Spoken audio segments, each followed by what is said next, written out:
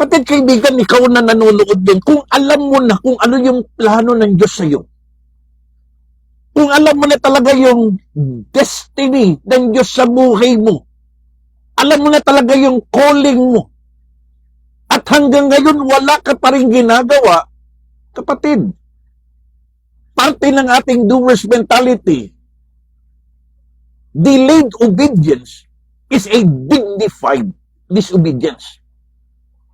And tomorrow is not a guarantee.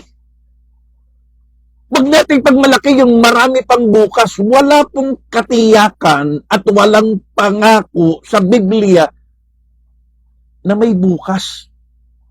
Kaya sabi ng Biblia, life is like a vapor.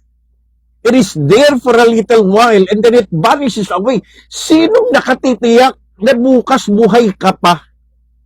Sinong nakakatiyak na ang gobyerno natin bukas ay maayos pa? Kaya kailangan hanggat may oras ka pa, malakas ka pa, kaya mo pang gawin, simulan mo na ang iyong destiny.